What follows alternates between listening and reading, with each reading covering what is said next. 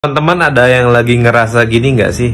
Misalnya lagi bisnis nih atau lagi ngejualin sesuatu, udah ngiklan banyak, udah promosi sana sini, tapi ngerasanya itu nggak ada hasilnya.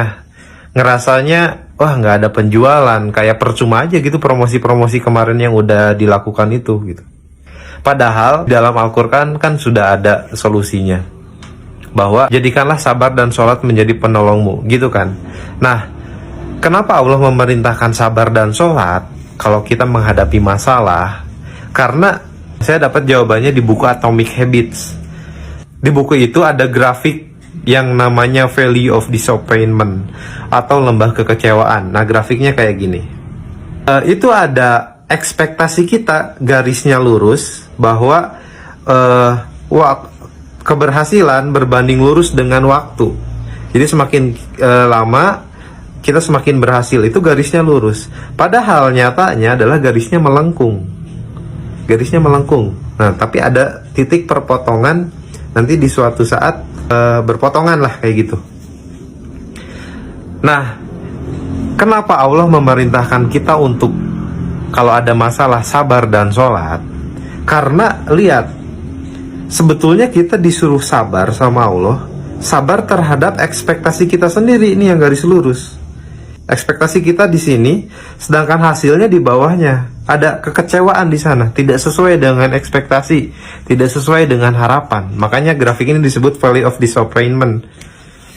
Ada kekecewaan terhadap ekspektasi kita sendiri. Harapan kita ngiklan, terjual, ngiklan, terjual. Tapi nyatanya iklan boncos, iklan boncos gitu. Tapi jangan khawatir, Allah memerintahkan sabar. Karena ada satu titik, nanti kalau kamu istiqomah, ada satu titik di sini, hasil iklan kamu yang udah itu, yang kata kamu boncos, itu akan ada hasilnya. Sama asumsinya kayak gini. Ketika seorang pemecah batu mukul dari pukulan pertama sampai pukulan ke-99, itu batu tidak pecah. Ketika pukulan ke-100, tas, itu batunya pecah. Pertanyaannya, apakah yang memecahkan batu itu pukulan yang ke-100 aja? Enggak. Pukulan dari 1 sampai ke-99-nya itu punya efek, punya dampak, yang menyebabkan di pukulan ke-100 batunya jadi pecah. Begitu juga usaha kita, begitu juga iklan kita. Jangan sampai beranggapan bahwa iklan yang udah kita lakukan itu percuma, sia-sia, promosi yang kita lakukan tidak ada penjualan, itu promosi sia-sia. Jangan, sabar.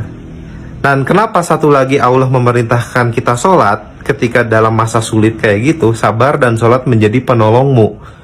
Sabar menghadapi, menjalani waktunya, dan sholat. Kenapa? Karena sholat mencegah kita dari perbuatan keji dan mungkar. Karena pasti tidak semua orang bisa sabar nih, aduh stres segala macem gitu ya. Nah terus sholat itu agar kita tidak menghalalkan segala cara. Yang tadinya promosinya baik-baik, jujur, menceritakan produknya bagus. Karena kita tidak sholat, tidak mencegah perbuatan keji dan mungkar, akhirnya mulai, nipu aja deh, bohongin customer sedikit lah, nggak apa-apa, gini aja, akhirnya yang tidak baik. Makanya itu jawabannya. Ketika kita usaha, kita sebagai marketers memasarkan produk kita, merasa promosi kita sia-sia, jangan berpikiran kayak gitu. Tetap sabar dan sholat menjadi penolongmu, dan ingat grafik di Valley of Disappointment ini.